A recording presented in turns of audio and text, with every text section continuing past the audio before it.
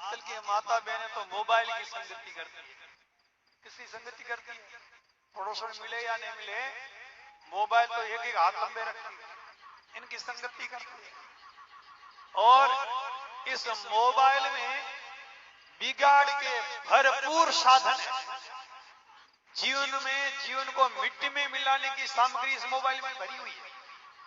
और अगर बुद्धिमान इंसान हो तो इस मोबाइल में बहुत कुछ जीवन संवारने की भी चीजें हैं।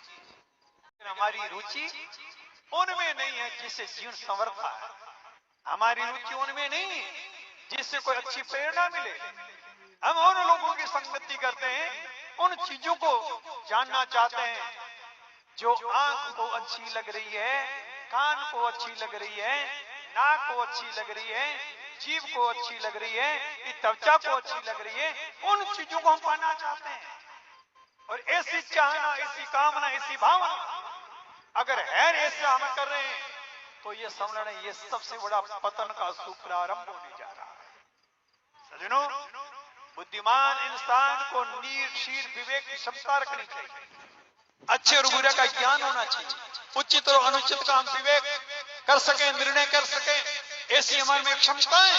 तो इन साधनों का उपयोग करना, अन्यथा इनसे जितना जरूरी है उतना ही इनका उपयोग करें। उसके अलावा इनसे ज्यादा प्रीति मत करना।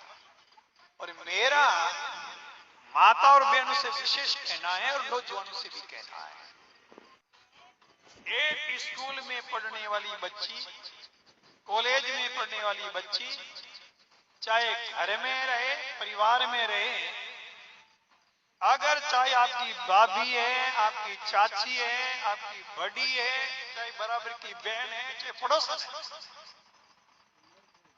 अगर हमें मर्यादा का पाठ पढ़ाती है, हमें यह कहती है कि जैसे हमारी अवस्था बढ़ रही है, इसके साथ मेरे में अगले घर बहू बन करके जाऊं तो आदर्श बहू मैं किस तरह से बन सकता हूं, एक आदर्श पत्नी का जीवन कैसा होना चाहिए, ये मुझे गुरु सिखाओ, ये मुझे बात सिखाओ। और ऐसी कोई संगति, उत्तम संगति आपको मिलेगी, निश्चित रूप से वो कहेगी कि तुम बहू बन के जाओ, अपने व्यवहार से पति का दिल जीत लेना, सासू का दिल जीत लेना, ससुर का दिल जीत लेना। तुम ससुराल से एक दिन आओ तो उनको लगे पूरे परिवार के सदस्य हैं, लेकिन फिर भी घर सुना सुना लग रहा है। ऐसा वातावरण तुम्हारे आचरण से हो जाए तो जान लेना तुम्हारे में कोई खूबी। और तुम ससुराल से मायके आओ, ससुराल के सारे बोले रांद कर दी, दोबारा नहीं आई तो ठीक, भगवान भला का दोबारा दर्शन नहीं करवाए, ऐसा वातावरण तैयार हो जाता है तो जानना तुमसे गिरा हुआ इंसान संसार में कोई है ही नहीं।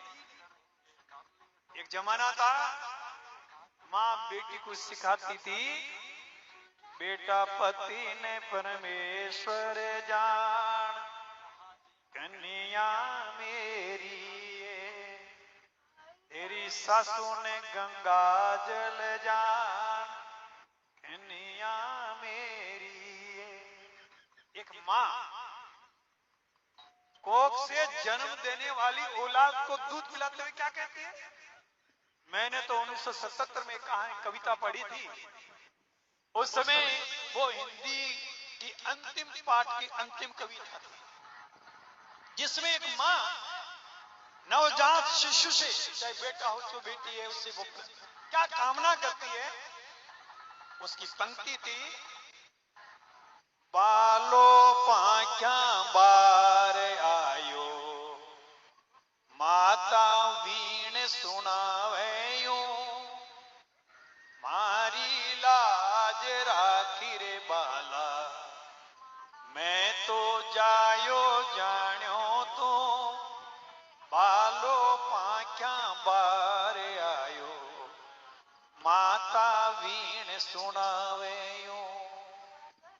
एक मां क्या कह रही है? बेटा दूध की लाज रखना। उन माता के दिल दिमाग में क्या था? मेरे दूध को कलंकित मत करना, मेरे दूध की लाज रखना। आज दूध तो आता ही नहीं, लाज किसकी रखे? खंभों में आए तो क्या है? चाहे भैंस को पिलाओ 10 किलो दूध देने वाली को 1 किलो पिला दो, 2 किलो पे आ जाएगी। मैं ये इसलिए कह रहा हूं माता और बहनों से कम इतना दिमाग में बैठा लो, नारी का नारीपना, नारी का नारीत्व तभी है आपकी कोख से जन्म लेने वाली संतान आपके कुल की इज्जत में 4 चांद लगा।